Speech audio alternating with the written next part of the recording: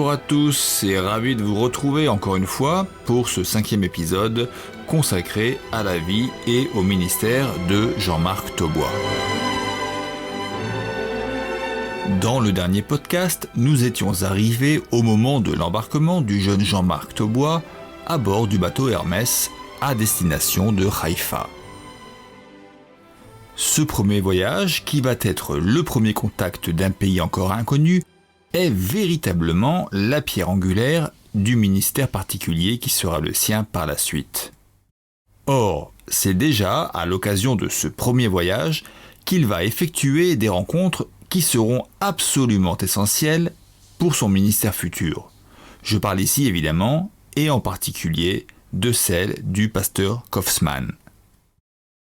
Mais laissons la place au récit.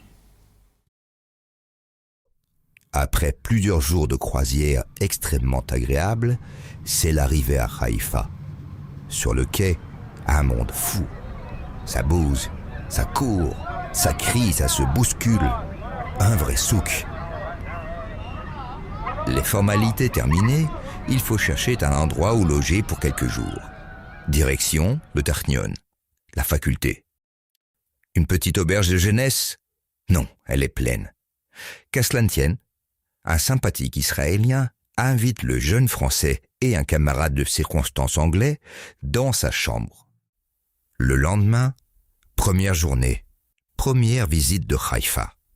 Contact avec l'agence juive pour assister au débarquement des immigrants venus du Maroc. Une première journée riche.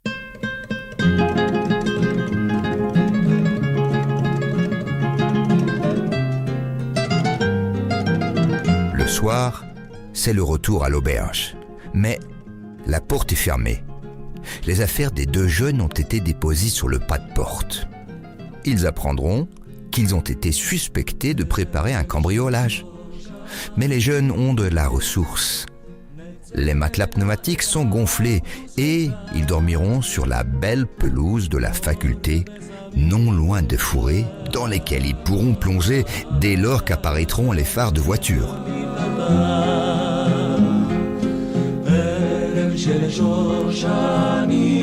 Quelques jours plus tôt, était arrivé au port de Haïfa un bateau transportant un groupe de chrétiens venus visiter le pays d'Israël. Un voyage organisé par le pasteur Bérébi et auquel participaient les parents de Jean-Marc Taubois. Bien évidemment, il fut décidé de se retrouver justement à Haïfa, non loin du port, dans les jardins persans. Le jeune voyageur s'agrécha donc au groupe pour le reste du voyage. Et puis, le pasteur Bérébi montrant des signes de fatigue, il confia la conduite du groupe au jeune Jean-Marc, tout juste âgé de ses 19 ans. Le premier est un grand nombre de groupes qu'il conduira par la suite dans le pays d'Israël.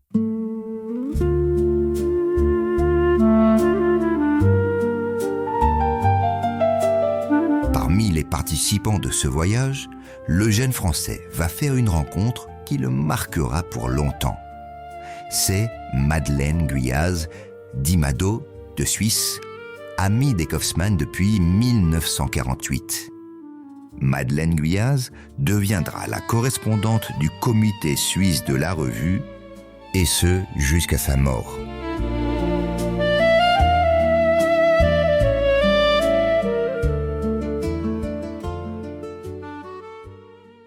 Et puis, le jeune Français devait faire une autre rencontre essentielle pour la suite de son ministère.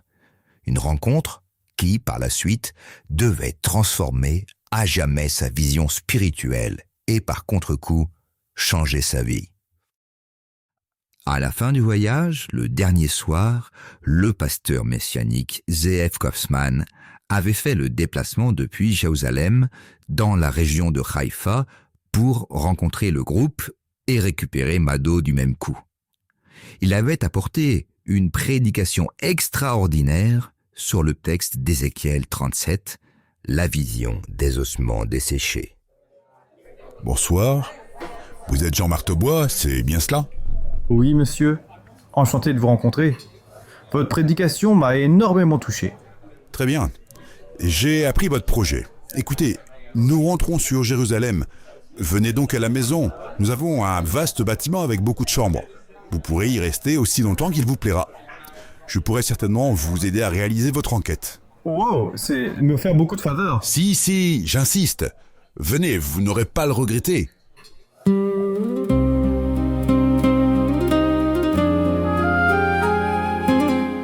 Et comment donc ? Ce fut une véritable révolution qui devait le marquer pour le reste de son existence. Il découvrait alors combien le christianisme avait été occidentalisé, déformé par le cartésianisme. Dès lors, il eut l'ardent désir de revenir aux sources.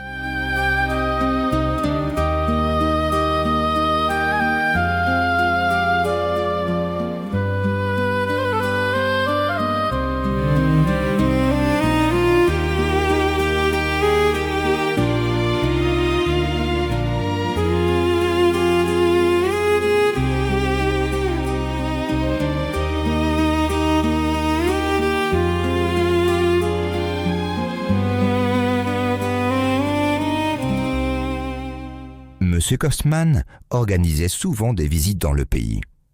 Jean-Marc l'accompagnait à chaque fois et c'est ainsi qu'il put réaliser son enquête en rencontrant des gens de tout le pays qui lui racontaient leur histoire.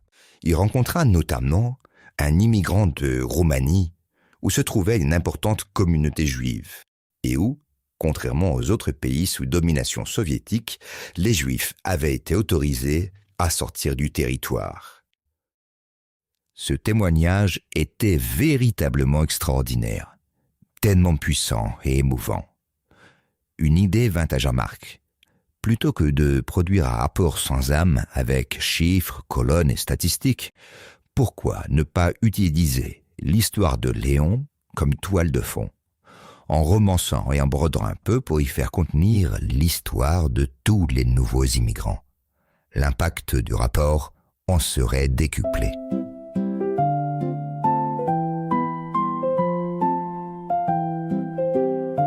De retour au début du mois de septembre 1962, Jean-Marc Taubois se mit aussitôt au travail. Il était revenu d'Israël dévoré désormais d'un feu nouveau.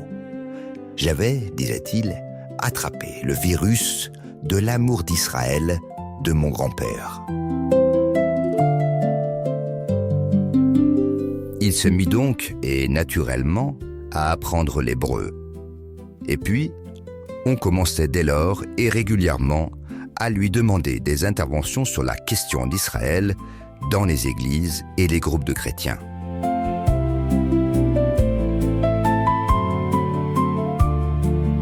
Au mois de janvier, Jean-Marc rendit son rapport de voyage au comité des bourses des Elijah. Au mois de mai, sans qu'il s'y attende, il reçut un courrier en retour. Vous avez obtenu le 3e prix sur les 300 rapports produits. Vous voudrez bien vous rendre à Paris pour recevoir votre prix au cours de la cérémonie qui sera organisée à cet effet. Mesdames et messieurs, le 3e prix est attribué à Jean-Marc Taubois pour son rapport sur l'immigration en Israël. Monsieur le Premier ministre Pompidou va lui-même remettre au lauréat son diplôme. Bravo Jean-Marc, et félicitations pour votre travail tellement intéressant. Et surtout, bon courage pour la suite. Merci, monsieur le Premier ministre. Ce 3e prix lui offrait la possibilité d'effectuer un 2e voyage doté d'une bourse de 450 francs. Cette année 1963 était l'année de ce qu'on appelait le 2e bac que Jean-Marc obtint avec la mention assez bien. Fin juillet, le jeune voyageur repartait donc vers ce pays sur le Flaminia de la compagnie maritime israélienne Zim.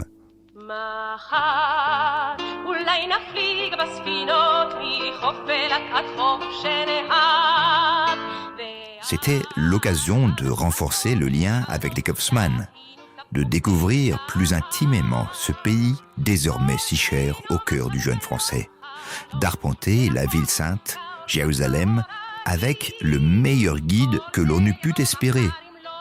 Un immense héros de la foi, grand connaisseur de l'histoire, des lieux et surtout grand spécialiste de la Bible et de la tradition des sages d'Israël.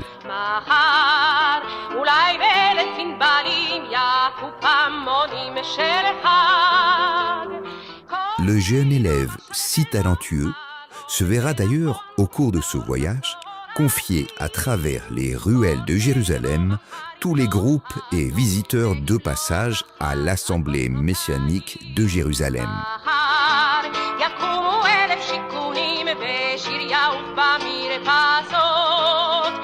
Et puis, à l'issue de ce voyage, après la fête de Sukkot, Jean-Marc débarquait au port de Marseille, dans la froidure mordante des macas d'automne. Désormais, l'avenir s'ouvrait tout grand devant lui. L'expérience de ces 2 voyages Elijah l'avait bouleversé. Il y avait eu un avant, à présent, il y avait un après. Mais que faire? Que choisir? Vers où s'orienter? Les 2 années suivantes, j'ai pu donc à nouveau voyager en Israël, passer tout l'été en Israël. Je passais tous mes étés en Israël. J'ai commencé à apprendre l'hébreu sur place, et puis ensuite aussi avec des méthodes que je ramenais, je les étudiais chez moi.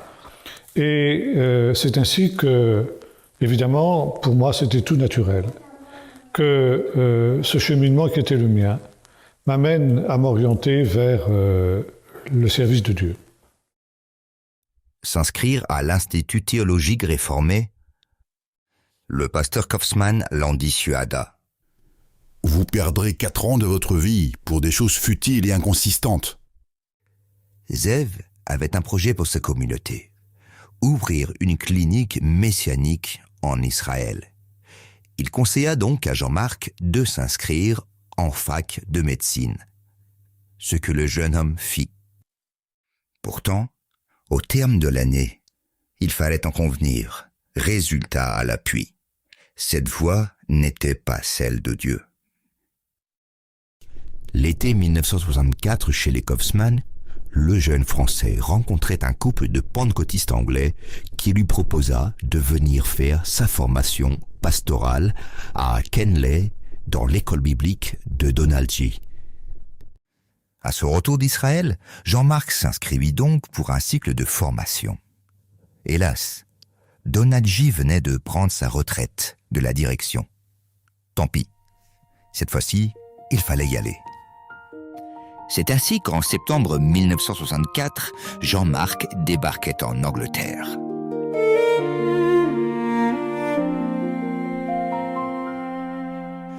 Mais cette année de formation le déçut plus qu'elle ne le ravit. L'exubérance, le bruit et une certaine superficialité le déroutèrent.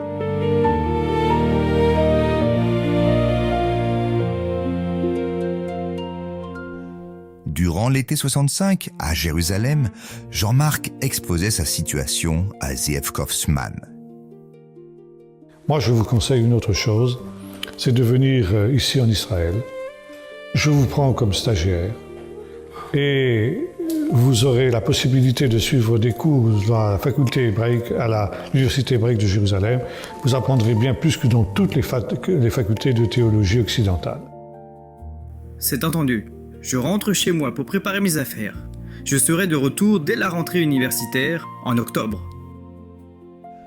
En octobre de cette année 65 donc, Jean-Marc posait ses valises chez les Kaufmann pour 2 années de formation spirituelle en même temps qu'universitaire. Le jeune Français s'inscrivit en histoire d'Israël, ancienne et moderne, et en archéologie auprès de prestigieux professeurs comme Flusser pour le Nouveau Testament, Yadin et Mazar pour l'archéologie, mais aussi Aharoni, Stern, Mahalmot, Safraï. Au début, c'était quelque chose qui a été extrêmement difficile. Je parlais l'hébreu, pensais-je, couramment.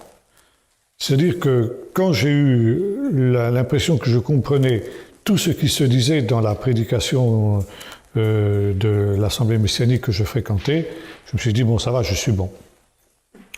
Mais quand j'ai commencé les premiers 3 mois à l'Université de Jérusalem, ça a été la galère. Suivre, disons, une conversation courante et un cours d'université, c'est pas tout à fait pareil. Et pendant les 3 premiers mois, je sortais des cours, je ne savais même pas quel avait été le sujet du cours. Moi, je sortais de là. Il m'a fallu 3 mois. Et au bout de 3 mois, c'était comme un déclic. Au bout de 3 mois, bien, j'ai commencé à comprendre tout ce qui se disait. Et c'est ainsi que j'ai donc pu suivre ces cours à l'université hébraïque jusqu'en 1967.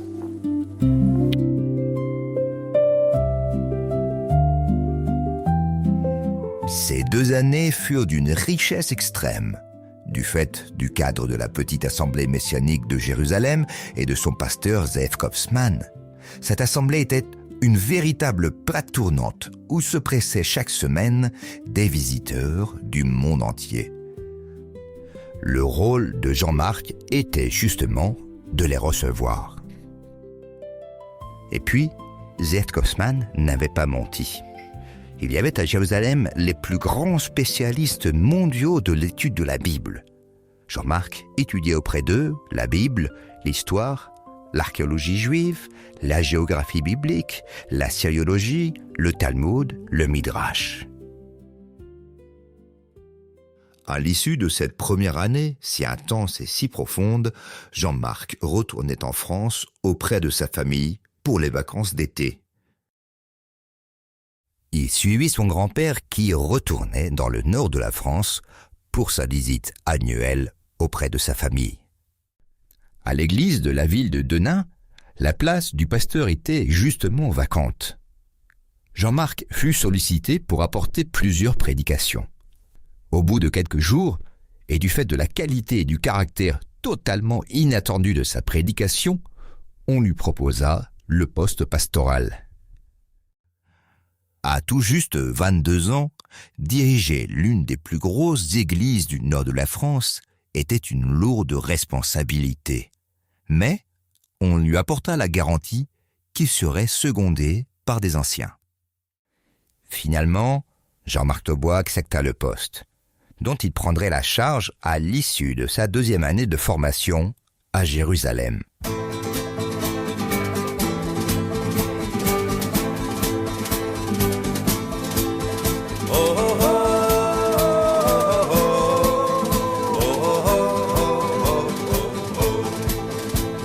Le jeune Français rentra donc en Israël pour la rentrée 1967, pour sa 2e année universitaire, qu'il suivait d'ailleurs en étudiant libre, n'ayant pas l'objectif de décrocher de diplôme.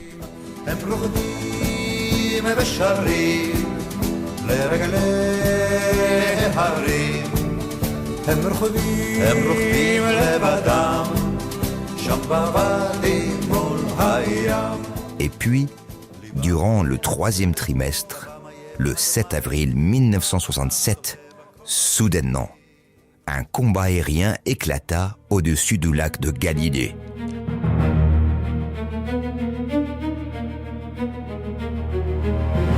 Six MiG syriens pénétrèrent dans l'espace aérien d'Israël et 2 Mirages de l'État hébreu leur donnèrent la chasse et les abattirent.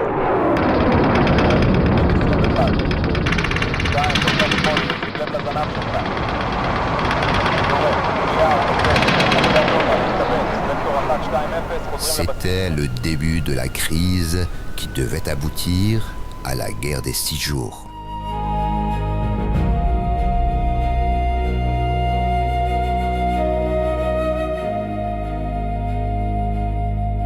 C'était une crise qui avait éclaté d'une manière totalement imprévue. Personne ne s'attendait à ce que cette crise n'éclate.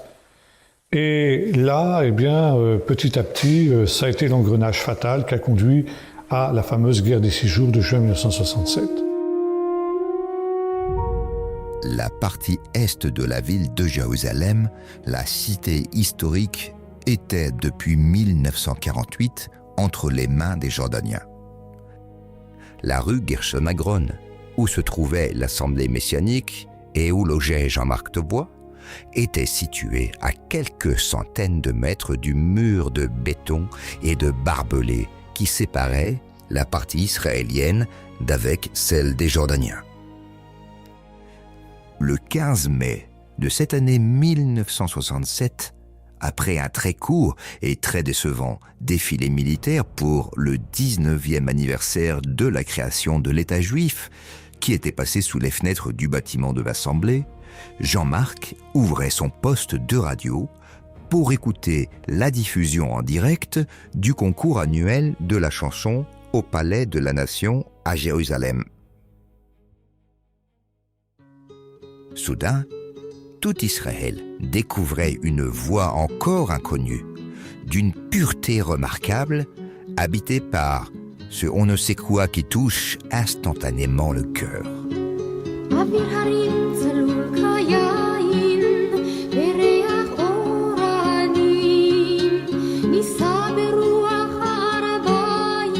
C'était Shuli Natan, dans un chant de la compositrice Naomi Shemer. Yerushalayim shel za'av, shel nechoshet, veshel or, Jérusalem d'or, de cuivre et de lumière.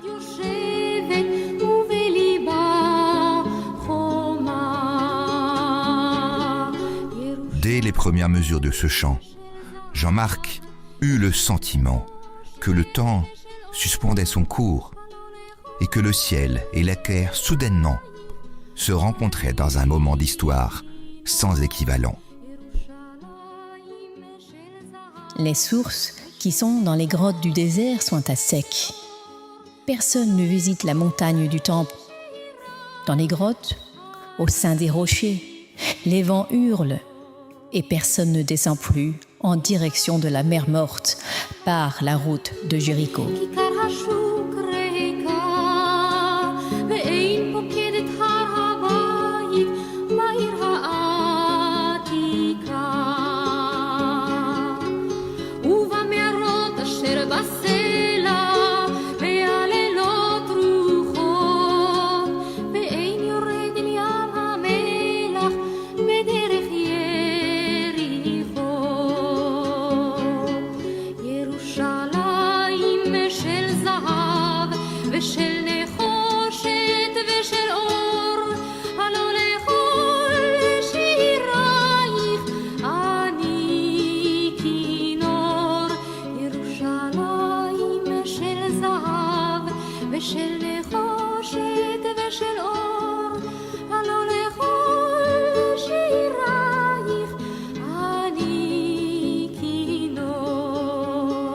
Cette chanson décrivait parfaitement la situation en cours.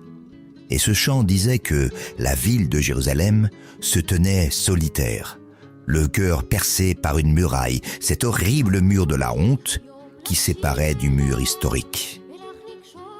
Et puis, sous les arpèges de la guitare comme des paillettes d'or, le chant continuait.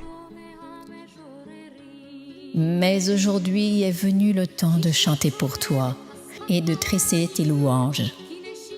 Je ne suis pas à la hauteur du moindre de tes enfants, ni du dernier des poètes, car ton nom brûle les lèvres, comme le baiser d'un séraphin, si je t'oublie, Jérusalem, toi qui es toute d'or. À ce moment, Jean-Marc ressentit la portée prophétique de l'événement.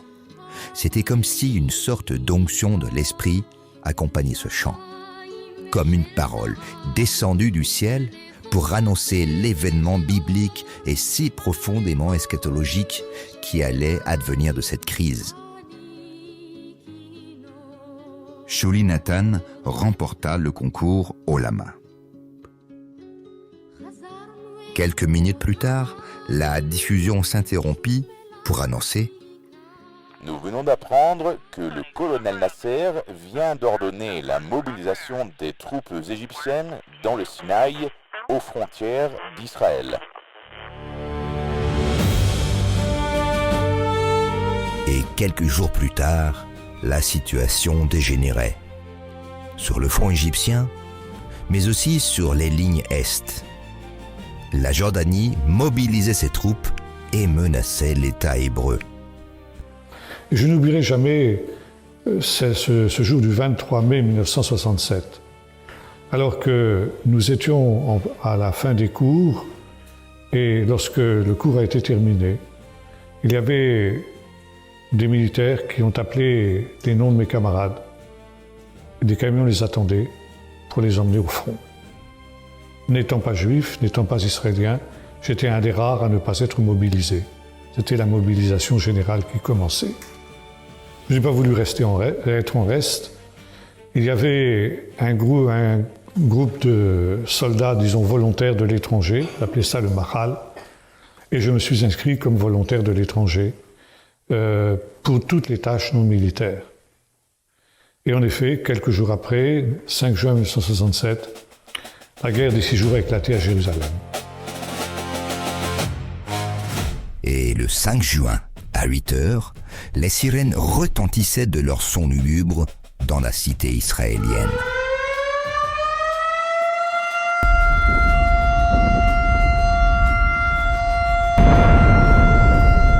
Jean-Marc, se précipitant à la fenêtre pour voir le bruit qui provenait de la rue, aperçut sous ses fenêtres un convoi de véhicules militaires fonçant vers la ligne de front.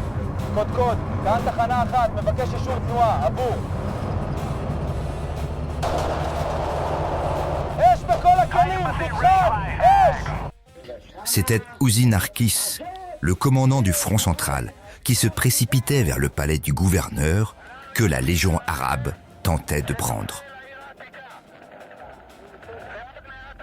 Une fois disparu, à l'angle de la rue, soudain, un feu nourri s'était déclaré.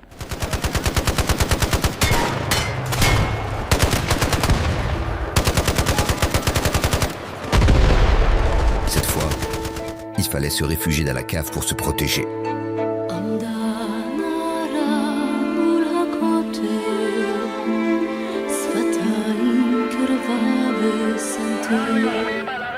Nous sommes assez dans le véhicule qui surplombe la vieille ville. Nous allons bientôt y entrer. La vieille ville de Jérusalem, dont toutes les générations rêvent et aspirent. Nous serons les premiers à y entrer.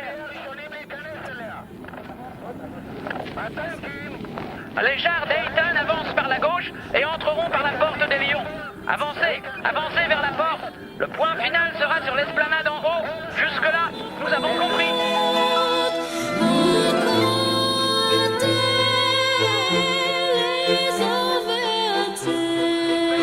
Le mont du temple est entre nos mains. Sacré, le mont du temple est entre nos mains. Bravo à Eitan Gevoni. Bravo. Cessez, toutes les unités, cessez. Je descends en ce moment. Je descends les marches vers le Kotel. Je ne suis pas un homme religieux, je ne l'ai jamais été. Mais c'est le Kotel, et je touche les pierres du mur des lamentations.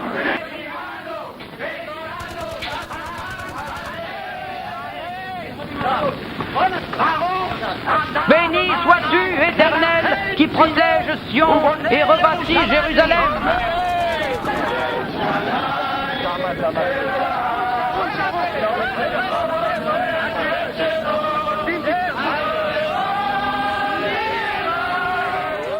Et au bout de 3 jours, donc le 8 juin, eh bien, le 7 juin, nous sommes sortis des abris, après que un soldat ait frappé à la porte pour nous annoncer que le mur occidental était entre nos mains.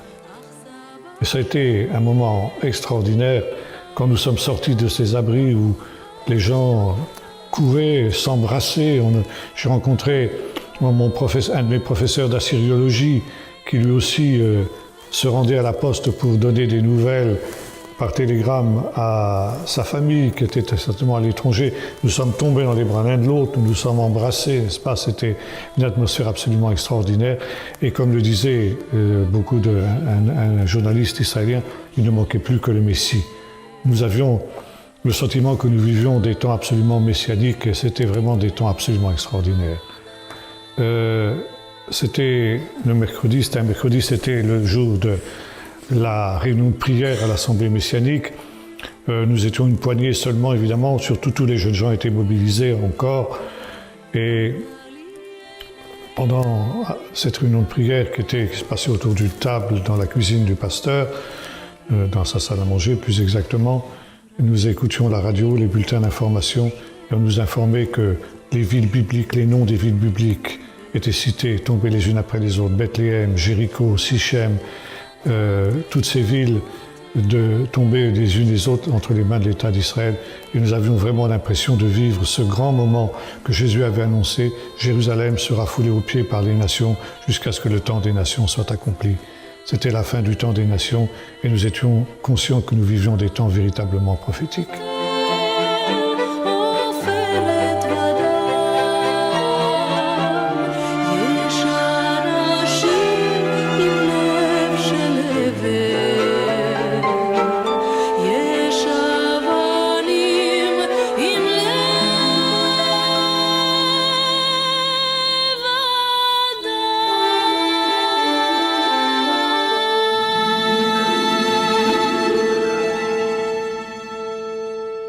Il fallut encore attendre le jour de Shavuot, le 14 juin, pour que l'armée autorise le public à se rendre au Kotel, l'antique mur du Temple. Ce jour-là, Jean-Marc Tebois était parmi les 200 000 Israéliens venus de tout le pays pour cet événement extraordinaire. Jour de joie, jour de danse, jour de larmes, jour de pleurs aussi pour ceux qui étaient tombés.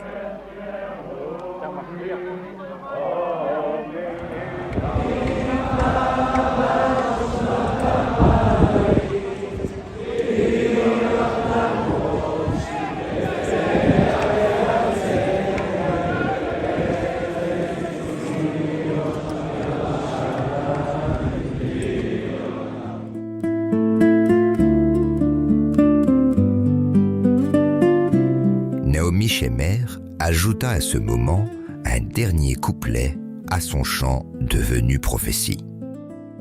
Nous sommes revenus vers les sources d'eau, vers la place et vers le marché. Nous visitons la montagne du temple et les grottes qui sont au sein des rochers brillent de mille soleils.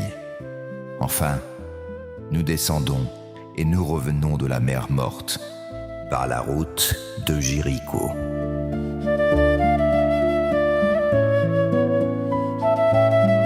Après la guerre, Jean-Marc est resté à Jérusalem pendant tout l'été. Et puis, comme convenu 1 an plus tôt, il rentrait en France, à l'âge de 23 ans, pour devenir le pasteur de l'église baptiste de Denain.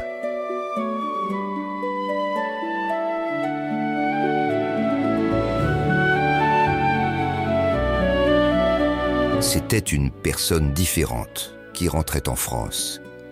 Un jeune homme marqué comme au fer rouge par l'enseignement du prophète de Jérusalem. Et jusqu'à son dernier souffle, Jean-Marc Tebois fut pétri de cette vision si inorthodoxe, ce recentrage de la foi autour de la réalité de cet Israël renaissant, et dont il avait eu le privilège de vivre un moment qui comptait parmi les plus grands accomplissements prophétiques de l'histoire moderne de ce pays. Ainsi, Jean-Marc, tu rentres en France, rempli de feu, d'esprit, de foi, et ce feu, tu veux le communiquer au plus grand nombre autour de toi. C'est ton appel, que d'embraser les cœurs, de communiquer la vision venue de Jérusalem. C'est ce que tu penses. Seulement, souviens-toi, tu auras un ministère particulier, béni, mais un ministère de solitude, un ministère de souffrance.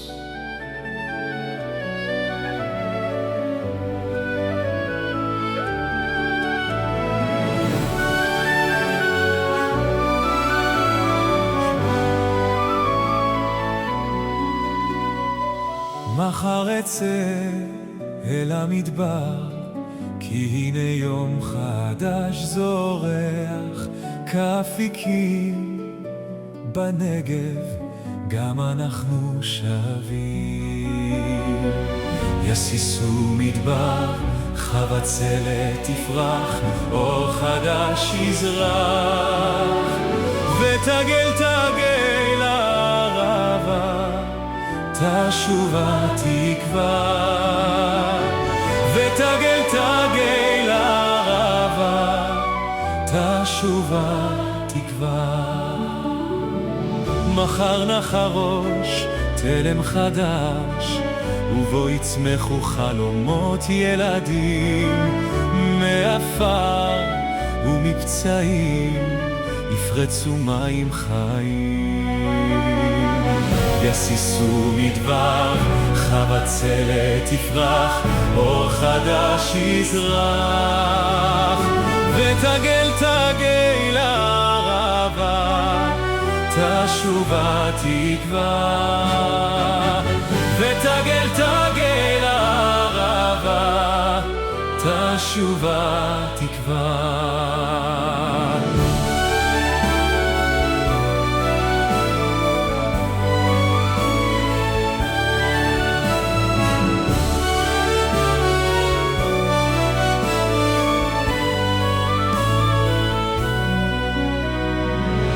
מחר לידינו הפצועות, ייפתחו שערי שמיים, דרך תסלל במדבר, ונהרות יזרמו.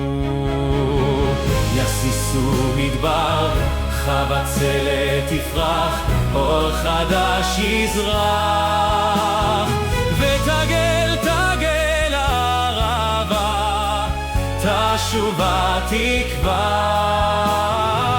ותגל תגל הערבה, תשובה תקווה.